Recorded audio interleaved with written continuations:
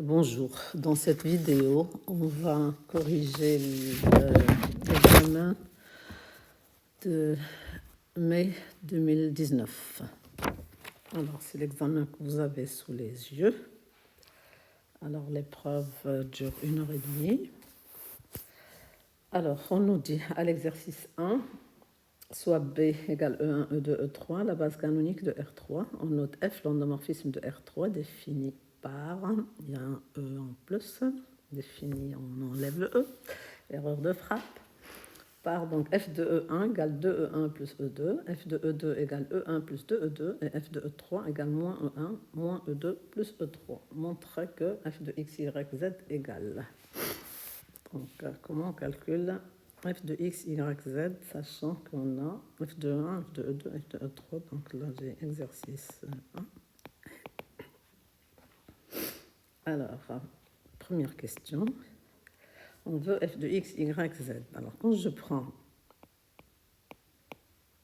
E égale X, Y, Z dans R3, ça veut dire que X, Y, Z, c'est-à-dire E, s'écrit X, E1 plus Y, E2 plus Z, E3 dans la base canonique. Parce que ça fait X, 0, 0 plus 0, Y, 0 plus 0, 0, Z. Et E1, c'est 1, 0, 0. E2, c'est 0, 1, 0. Et E3, c'est 0, 0, 1. Donc, si je cherche F de X, Y, Z, c'est F de X, E1 plus Y, E2 plus Z, E3. Alors, on m'a dit que F est un endomorphisme, donc elle est linéaire. Ça fait que ça donne X, F de E1 plus Y, F de E2 plus Z, F de E3. Qui fait donc, je n'ai qu'à rassembler donc tout ce qui est en E1. Donc F de E1, c'est 2E1 plus E2, donc je vais avoir 2X. YF de E2, j'ai un Y. Et j'ai un moins Z dans ZF de E3, donc tout ça en E1. Donc là, je fais un peu vite. Plus, alors en E2, j'ai X en F de E1. J'ai 2Y pour F de E2. Et j'ai moins Z pour F de E3. Donc là, c'est E2 plus. Alors, je n'ai pas de X en E1, en E3 dans F de E1. Je n'ai pas de Y. Et j'ai un Z, donc plus Z, E3. Et donc, ça veut dire que... Donc ça, c'est l'écriture dans la base canonique. Alors, F de X, Y. Si je veux l'écrire avec les coordonnées, tout simplement. Première coordonnée, c'est 2x plus y moins z. Deuxième coordonnée, c'est x plus 2y moins z. Et troisième coordonnée, c'est z. C'est ce qu'on nous demande de prouver. Voilà. Deuxième question. On me demande de déterminer la matrice de f dans la base B. Donc A, c'est la matrice de f dans la base B. Ça, c'est ce qu'il faut comprendre. Comme ça, donc je dois calculer F de E1, F de E2, F de E3. Donc ça, c'est en dehors de la matrice. La matrice, elle commence la ligne. Et donc, je dois exprimer en E1, E2, E3. Ça, c'est ce qu'il faut bien retenir. La matrice d'une application dans les bases B et C, c'est F de... Les bases, les colonnes sont formées par... les coordonnées des images de la base de départ dans la base d'arrivée. Donc ici, comme on a un endomorphisme, c'est F de 1 dans E1, E2, E3, etc. F de E2 dans la même base E1, E2, E3. Donc F de E1, je sais que ça fait 2E1, donc j'écris 2 là, plus 1 E2, plus 0 E3. Donc j'insiste, on écrit les matrices en colonne. F de E2, c'est 1 E1, 2 E2, 0 E3. F de E3, c'est moins E1, moins E2, plus E3. Donc ça, c'est rapide. Déterminer le noyau de F. Alors, le noyau, je prends soit E égale x, y, z dans R3. Alors, on dit que E appartient à car F équivaut à F de E, c'est-à-dire F de x, y, z, égale 0, c'est le 0 de R3. On n'est pas obligé de l'écrire, mais bon, je vous l'écris. Ce qui équivaut à, donc on a un système. Il suffit de prendre f de x, y, z égale 0, ça fait 2x plus y moins z égale 0, x plus 2y moins z égale 0, et z égale 0. Donc ça équivaut à, je remplace z par 0 dans les deux équations précédentes, ça fait donc, je permute la première et la deuxième, ça va faire x plus 2y égale 0, 2x plus y égale 0, et je n'oublie pas z égale 0. Hein. Alors, le petit système deux équations, deux inconnues, hein, je peux faire, donc, je garde x plus 2y, on le fait comme on veut. Hein. Et là, je fais L2 moins 2L1, y moins 4y, ça fait moins 3y égale 0. Et z égale 0, donc là, ça équivaut directement à x égale y égale 0, égale z égale 0. Et ça veut dire que notre E est égal à 0, donc quart de F, c'est le 0 de R3.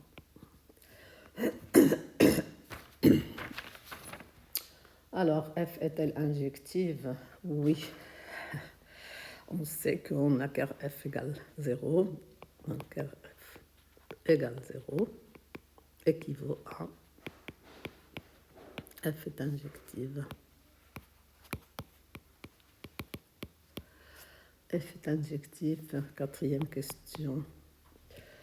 F est-elle surjective? Alors, bon, on sait que pour un endomorphisme, F injective équivaut à F surjective équivaut à rang de F égale 3. Donc là, on me demande le rang d'abord, puis F est-elle surjective?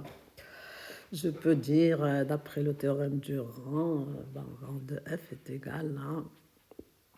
Ouais, on va juste le rappeler. D'après le théorème du rang. On n'en a pas vraiment besoin ici. Hein.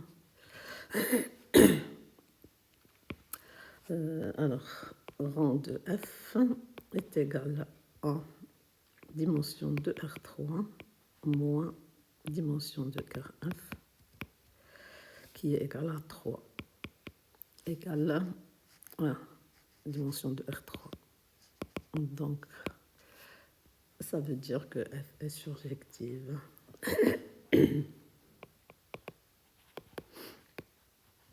On peut dire même qu'elle est bijective.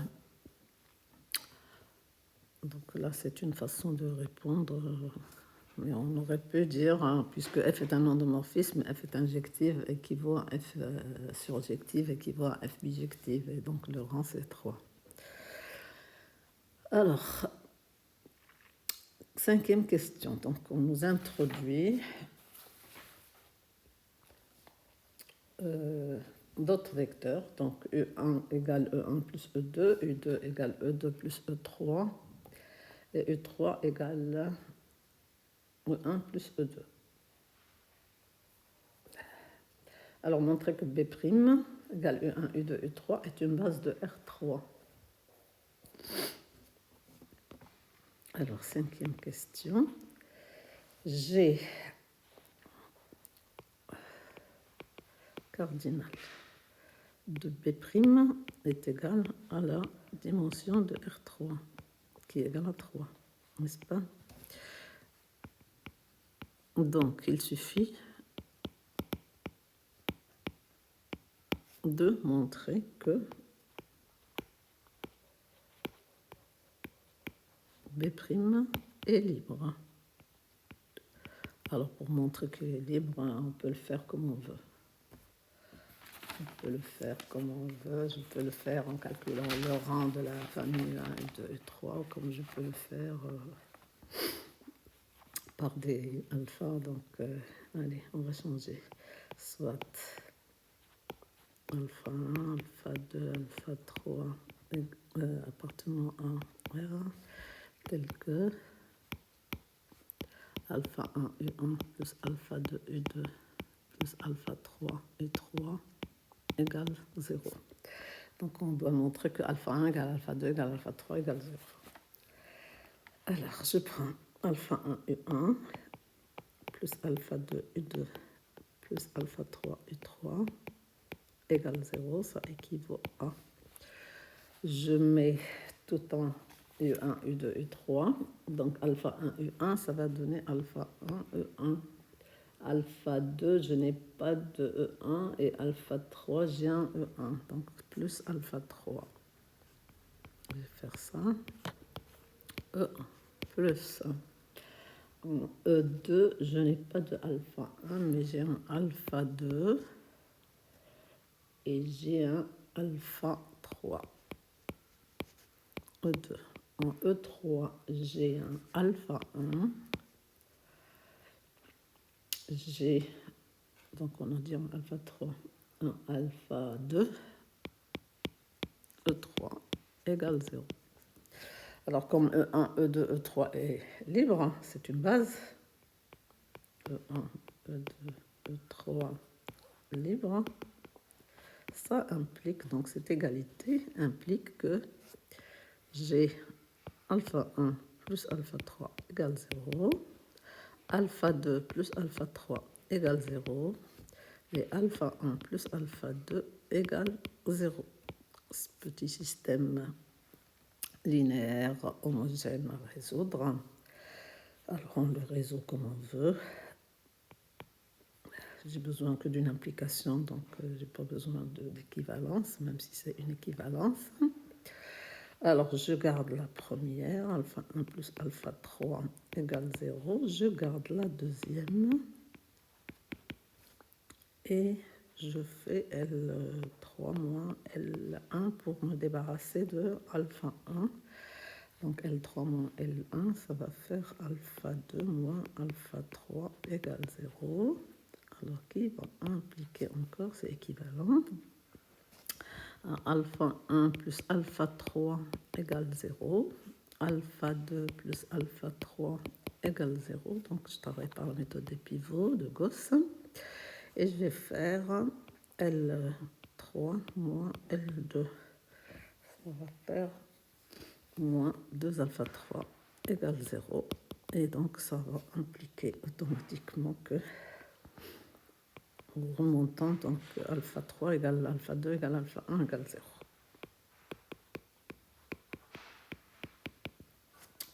Et donc, U1, U2, U3 est libre.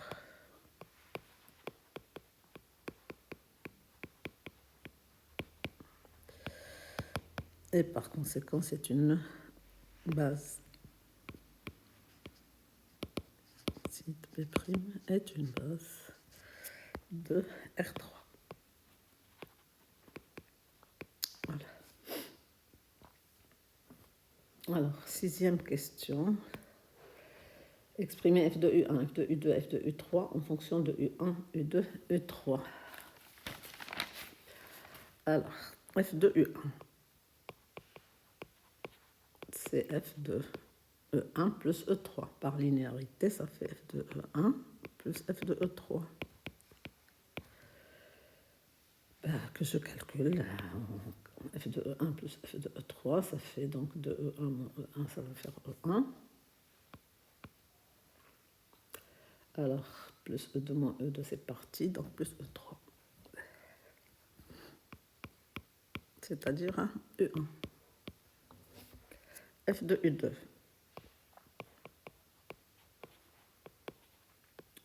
C'est F2, E1 plus 2E2. Non, qu'est-ce que je raconte? E2, c'est E2 plus E3. f de E2 plus f de E3. Alors, E1 plus f de E3, ça va faire... alors, E1 moins 1, c'est parti. De E2 moins E2, ça fait E2. Et plus E3. Donc, ça fait encore E2. F de E3, par linéarité, c'est moins f de E1. Non, qu'est-ce que je raconte encore? Oh, je ne regarde pas la bonne ligne. Hop.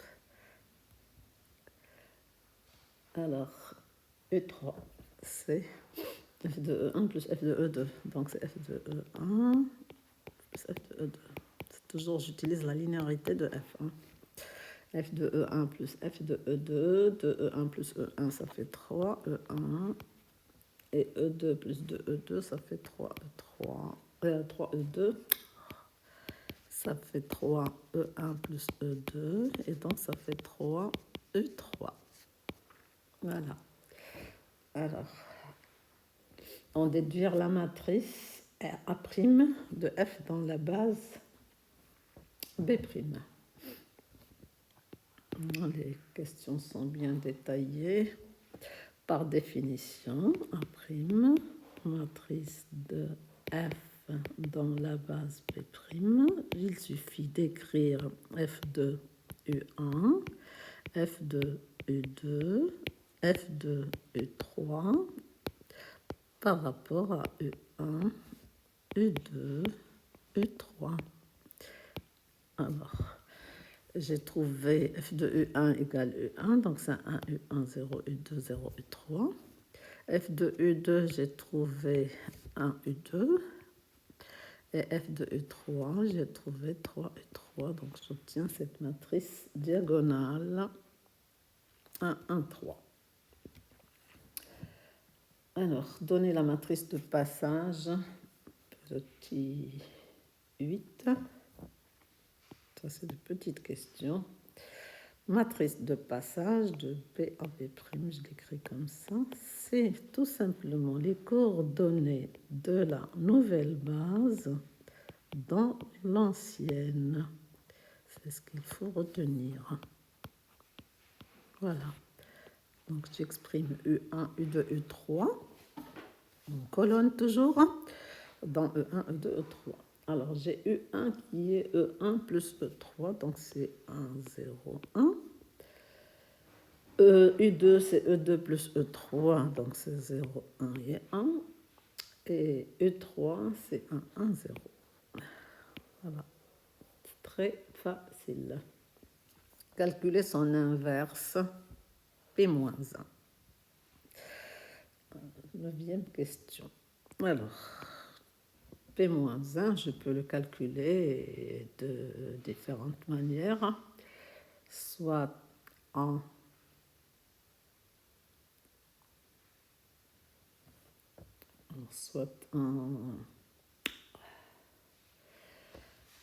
exprimant E1, E2, E3 en fonction de U1, U2, U3, parce qu'il faut savoir que P-1, c'est la matrice de passage de E1, E2, E3 à U1, U2, U3. Donc, c'est comme si on faisait le passage inverse. On fait le passage inverse, tout simplement. C'est comme si. Donc, je dois exprimer E1, E2, E3 en fonction de U1, U2, U3. Alors, je le fais comment? Je le fais soit en inversant par la méthode de Gauss, donc en présentant P et I3, et en faisant les opérations élémentaires sur P pour que ça devienne I et les mêmes sur I, et à la fin on trouvera P-1, ou bien j'exprime tout simplement E1, E2, E3 en fonction de U1, U2, U3. Donc, c'est ce que je vais faire. Donc, on cherche à exprimer E1, E2, E3 en fonction de U1, U2, U3. Alors, comment on le fait? On va écrire ce qu'on nous a donné dans U1, c'est E1 plus E3. Donc, je vais écrire E1 plus E3 égale U1. J'écris U2, c'est E2 plus E3. Donc, j'ai E2 plus E3 égale U2. Et j'ai E1 plus E2 égale E3. Bon, c'est comme si je résolvais un système linéaire avec des inconnus E1, E2, E3 et les connus c'est U1, U2, U3. Donc ça équivaut à, je garde la première ligne, je garde la deuxième ligne. Bon, on le fait comme on veut, mais bon, et je fais L3 moins L1, c'est-à-dire U3 moins U1. Donc U3 moins U1. U3 moins U1, ça va faire E2 moins E3.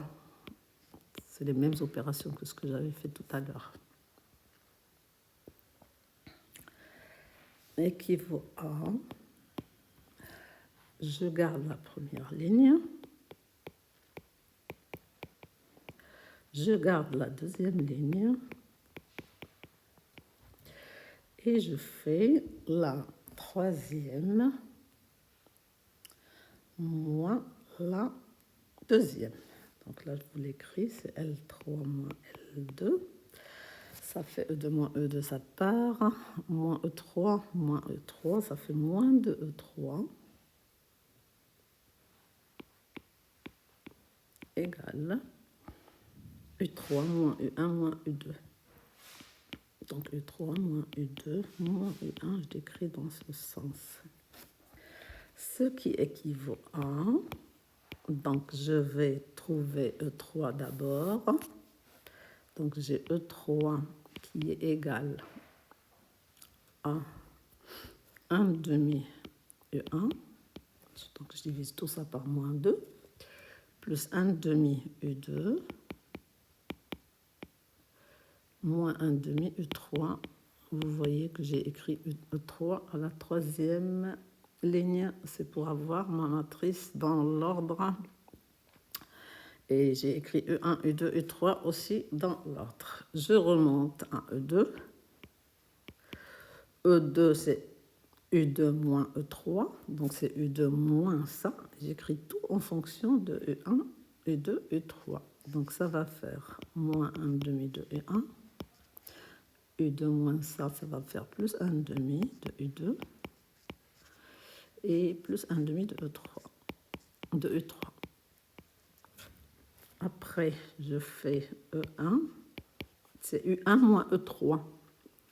Donc U1 moins 1 demi de U1, ça va faire 1 demi de U1.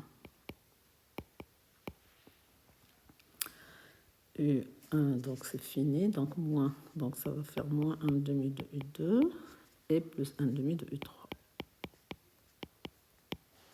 D'où la matrice. D'où P-1 égale. Donc j'ai dit, on exprime E1, E2, E3. P-1, je vais l'écrire là, en fonction de U1, U2, U3. C'est ce qu'il faut retenir. Donc E1, c'est 1 demi U1, moins 1 demi U2, 1 demi U3. C'est toujours en colonne. U2, c'est moins E2 plus plutôt moins 1 demi U1, 1 demi U2, 1 demi U3. Attention, ici j'ai le moins, on ne voit pas vraiment. Et puis j'ai 1 demi en E3, 1 demi et moins 1 demi. Que je peux écrire P-1 égale 1 demi, je peux le mettre en facteur si je ne veux pas traîner des demi. J'ai 1, moins 1, 1, moins 1, 1, 1 et 1, 1, moins 1. Voilà, ça c'est P-1. Donner l'expression de A en fonction de A', P et P-1, c'est du cours. 10e question. On sait, d'après le cours, que A' est égal à P-1 à P, qui est équivalent à, on me demande A égale P A', P-1.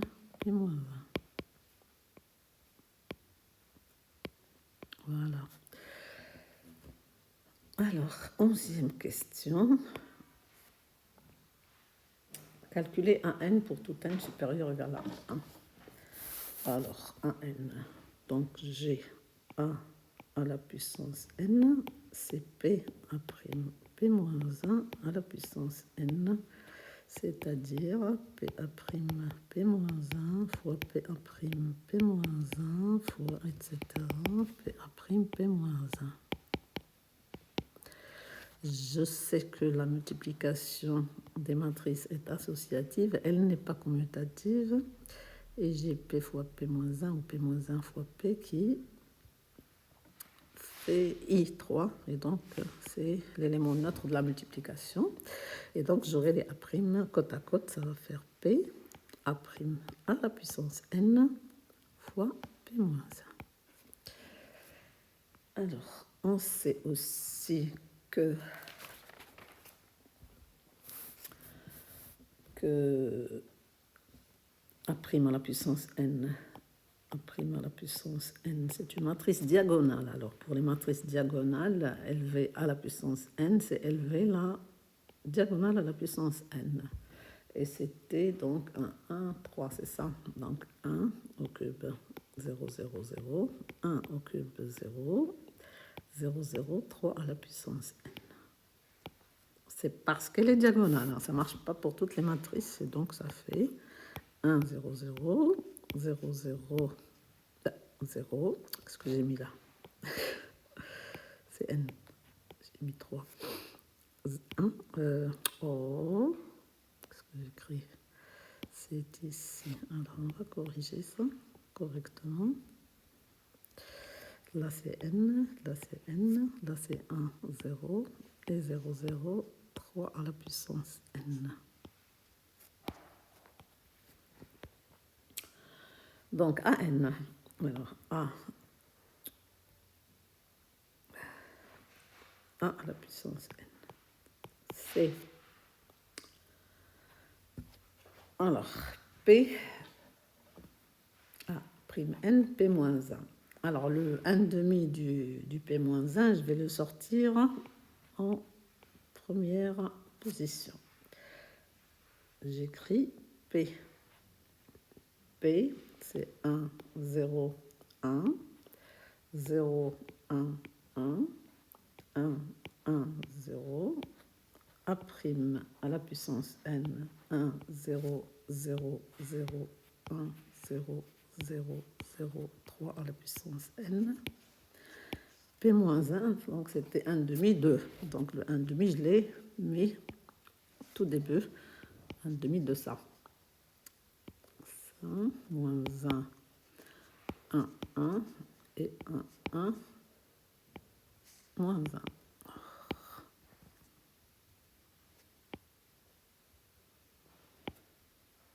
Voilà. Alors, comment je multiplie? Je laisse mon demi tranquille. Je multiplie ligne par colonne le premier produit, donc ça. Je vais le mettre là. Donc, première ligne, première colonne, ça va me donner un 1.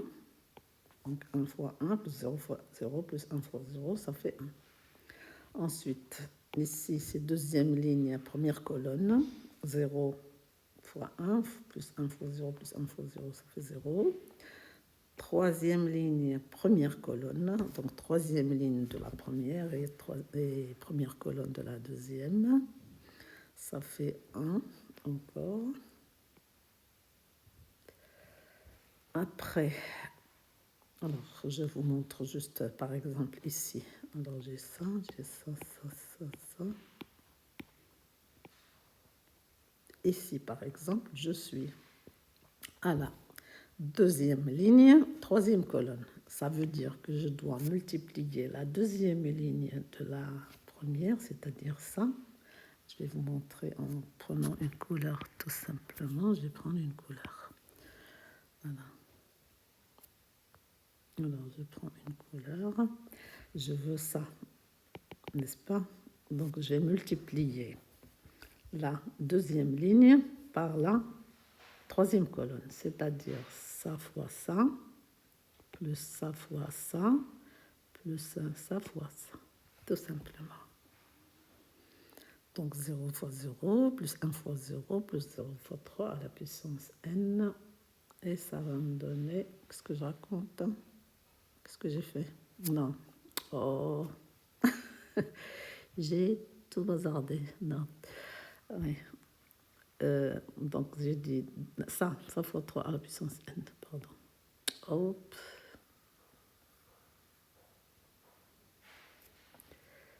C'était un 1.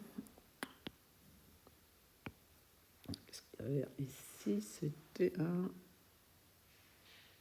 Où suis-je? Un demi, 0 ici, c'était un 0. Non. Non, c'est un demi. Non, c'était un 1. C'était un 1. J'ai un 1 ici.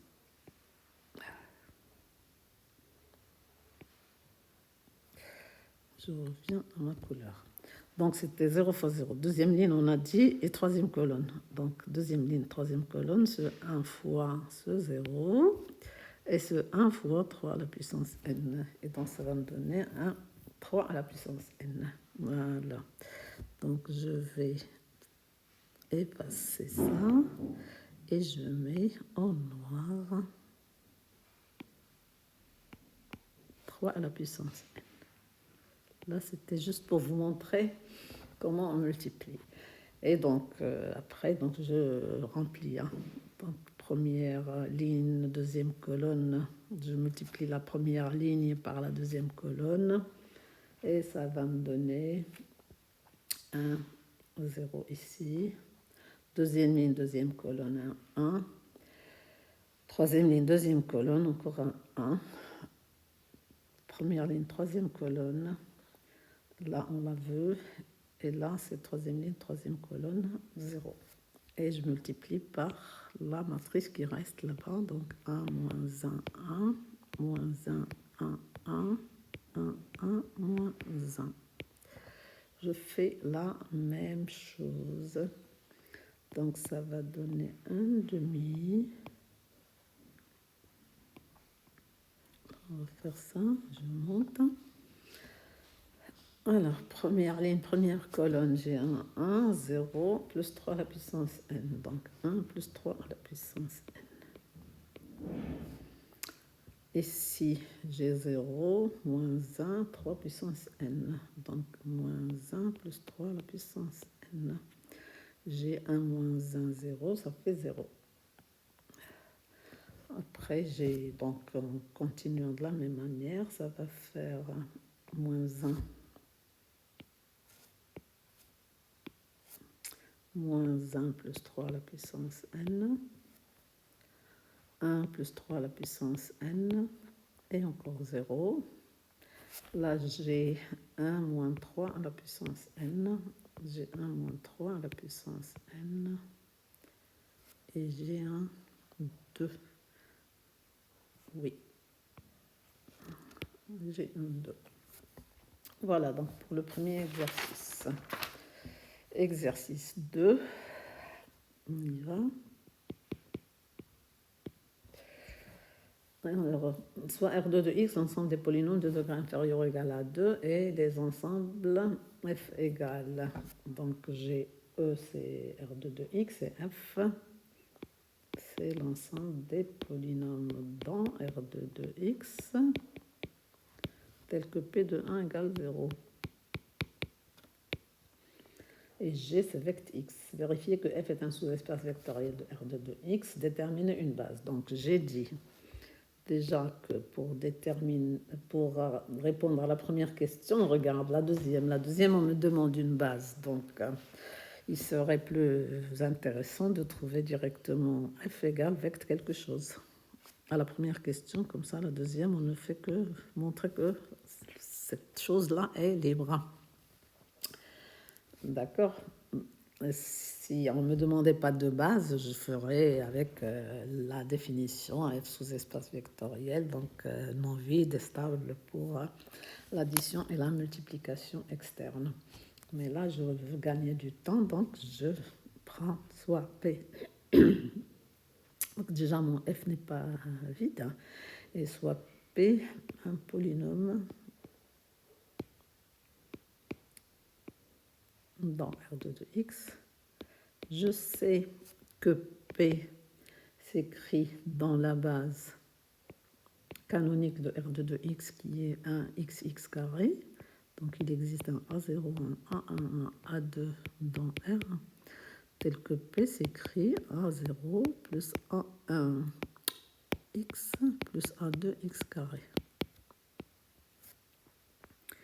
Alors on me dit que donc P appartient à F équivaut à P de 1 égale 0. Alors P de 1, je remplace x par 1, c'est la fonction polynôme associée. Ça va donner A0 plus A1 plus A2 égale 0. Ça équivaut donc à, je peux trouver A2 en fonction de A0 et A1. J'ai une seule équation avec 3 inconnus, donc j'ai 2 qui sont paramètres et la troisième s'écrit en fonction. Ça veut dire que mon polynôme, il va s'écrire P égale, alors c'était A0 plus A1x plus A2x carré, donc plus moins A0 moins A1x carré. Je n'ai qu'à rassembler ce qui est en A0. Ça va faire A0 facteur de 1 moins x carré plus A1 facteur de x moins x carré. Et ça veut dire que mon f s'écrit, f, c'est le sous-espace vectoriel engendré par P1, P2, je vais les appeler P1, P2, avec P1, c'est 1 moins x carré, et P2, c'est x moins x carré. Donc, f est un sous-espace vectoriel. Donc, f est un sous-espace vectoriel de R2 de x. Voilà.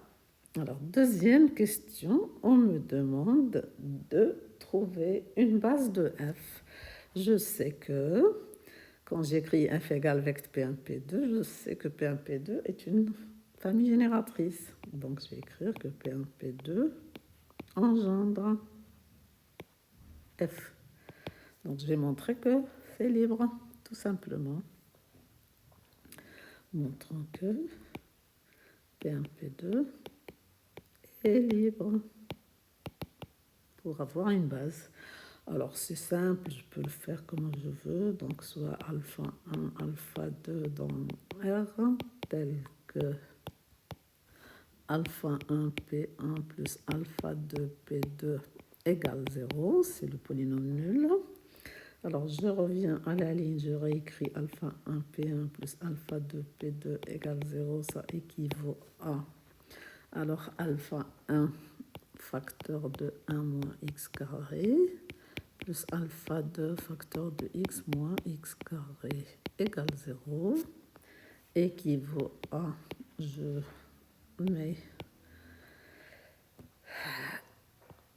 ordonne mon polynôme, donc alpha 1 plus alpha 2x plus moins alpha 1 moins alpha 2x au carré égale 0. Vous savez qu'un polynôme nul, si et seulement si ses coefficients sont nuls. Et vous savez qu'un x carré est une base de R2 de x. Donc, ça va faire alpha 1 égale 0, alpha 2 égale 0 et alpha 1 plus alpha 2 égale 0. Donc, mon polynôme, mes coefficients sont nuls, donc ma famille est libre. Alors, P1, P2 est une base de F. Et donc, j'en déduis que la dimension de F, c'est 2.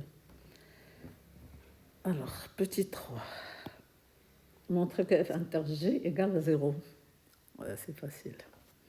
Alors, soit P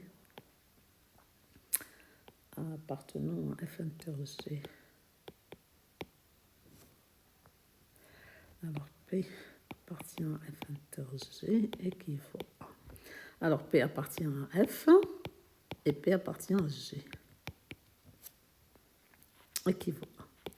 Alors, P appartient à F, ça veut dire que mon P s'écrit alpha 1 P1 plus alpha 2 P2. Et P appartient à G, ça veut dire que P s'écrit, disons, alpha 0x. Parce que, donc alpha 0, donc là il existe alpha 1, alpha 2, alpha 0, alpha 1. Donc alpha 0 appartenant à R, on a alpha 1, alpha 2 appartenant à R. Là, c'est parce que G, c'est le sous-espace vectoriel engendré par X, donc c'est tous les polynômes de premier degré et union le polynôme nul. Alors, ça équivaut, là, ça implique tout simplement, j'ai pas besoin d'équivalence, que... Donc, je fais P moins P égale 0, je vais l'écrire, P moins P égale 0, c'est égal à alpha 1 P1 plus alpha 2 P2 moins alpha 0x égale 0, qui entraîne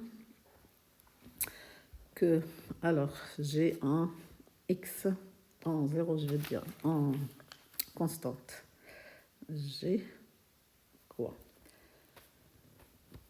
Alors, j'ai alpha 1, P1. P1, c'est 1 moins x carré, donc c'est alpha 1. Et je n'ai pas d'autre chose, donc j'ai alpha 1 égale 0. Terminé. En x, j'ai alpha 2 moins plus moins alpha 2, je veux dire, moins alpha 2. Là, c'est alpha 2 moins alpha 0. Et en x carré, j'ai, alors, en x carré, j'ai moins alpha 1 et j'ai moins alpha 2 égale 0. Alors, tout ça, ça entraîne, puisque j'ai alpha 1 égale 0, ça va entraîner que alpha 2 est égal à 0, et qui entraîne que alpha 0 égale alpha 1 égale alpha 2 égale 0. Donc, notre P est égal à 0. Et on a toujours 0 contenu dans F inter G. Donc, F inter G est réduit à 0. Voilà. Alors, qu'est-ce qu'on a d'autre? Petit 4, montrer que là, c'est juste un récapitulatif. On a dimension de F égale 2. Et dimension de G égale 1, puisqu'il est engendré par un vecteur non nul. Et F inter G égale 0. Et dimension de R2 de X égale 3, c'est-à-dire dimension de F plus dimension de G. Donc, alors, attendez, je vais écrire comme ça, en dimension de F plus dimension de G. Je vais effacer ça. J'écris comme ça. La dimension de F plus dimension de G égale à 2 plus 1 égale 3 égale dimension de R2 de X. Tout simplement, j'efface ça encore. Et F inter G égale 0. Donc, R2 de X est égal à f plus g, somme directe. Licence supplémentaire dans R de 2x. Exercice 3. On nous donne la matrice A, vérifier que A carré moins 2A plus I3 égale 0. Première question. A carré moins 2A plus I3, c'est égal à A carré.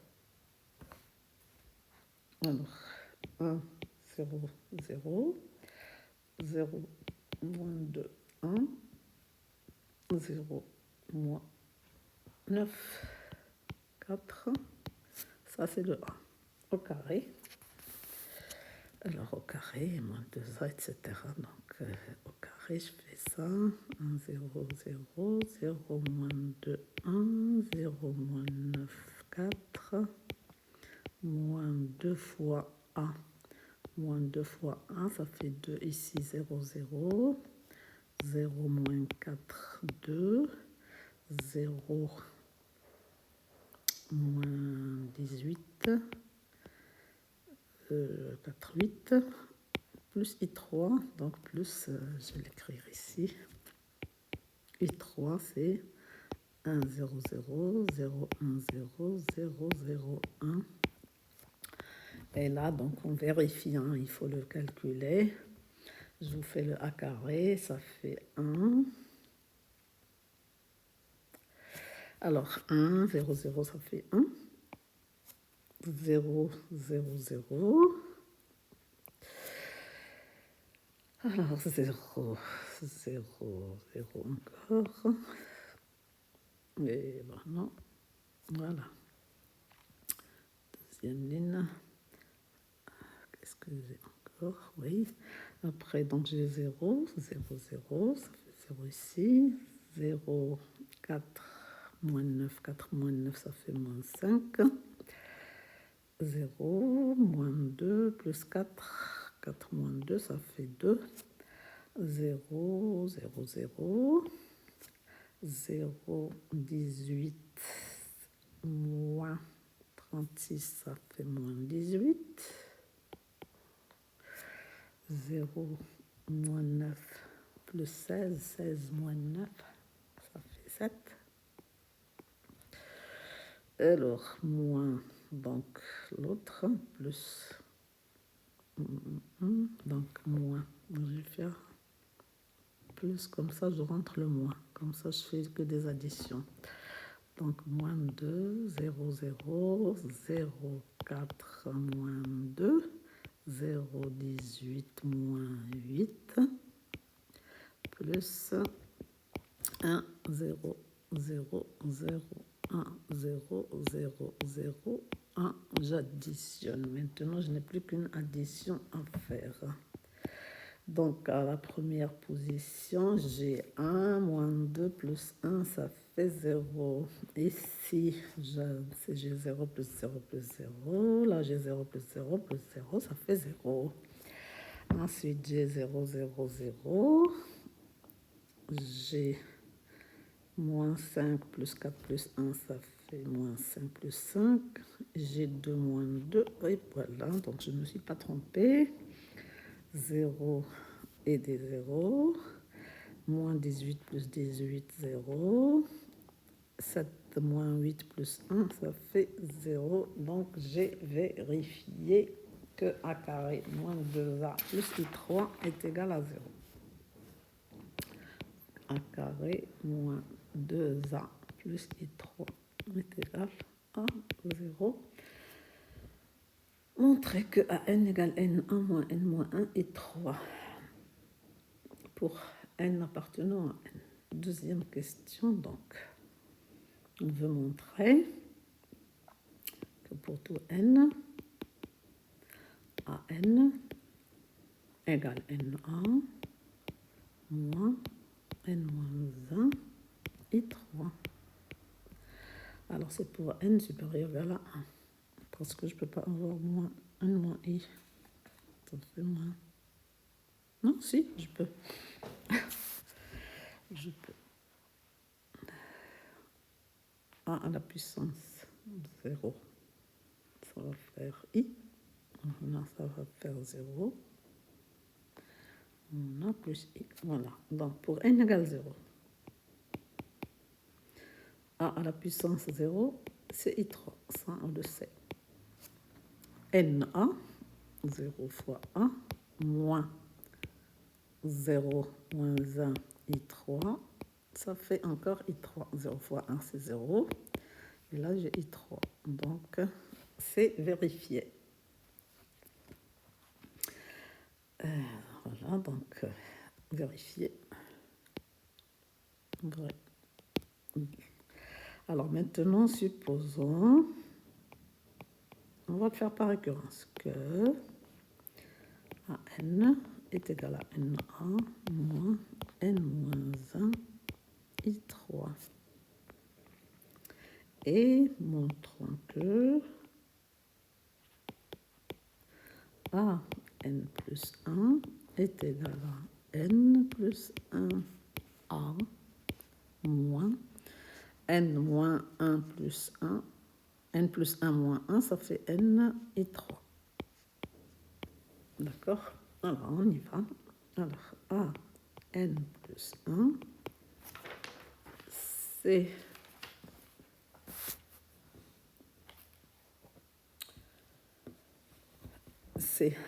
A, N fois A.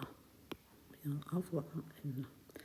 Donc, AN par hypothèse de récurrence, c'est NA moins N moins 1 I3 fois A. On sait que la multiplication est distributive sur l'addition et associative aussi. Donc, ça fait N A au carré moins N moins 1 et 3 fois A, ça fait A. D'accord? Égale N. Alors, A au carré, on a montré que c'est égal à 2A moins I3. 2A moins I3 moins N moins 1 A. Je n'ai plus qu'à développer et réduire. Donc, j'ai 2NA moins N moins 1A. Ça fait alors 2N moins N moins 1A moins N et 3. Ça fait donc N plus 1A moins N et 3. Donc,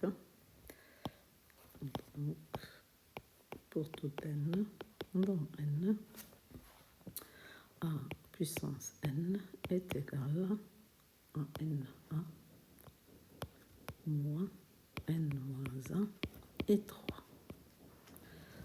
Alors, pour finir, on me demande de calculer AN. Troisième question. A à la puissance N, c'est égal à NA. Donc, NA moins N moins 1 et 3 égale. Alors, NA, je multiplie tous les coefficients de A par N. Ça fait N, 0, 0, 0, moins 2N, N, 0, moins 9N, 4N, moins N moins 1 et 3. Donc, j'ai N moins 1 sur la diagonale et des zéros ailleurs. Et ça nous donne, en calculant correctement, N moins 1, ça fait 1. Je vais écrire ici. Des zéros sur la deuxième et troisième. J'ai encore 0. Moins 2N moins N moins 1, ça fait moins N moins 1, ça fait moins N plus 1.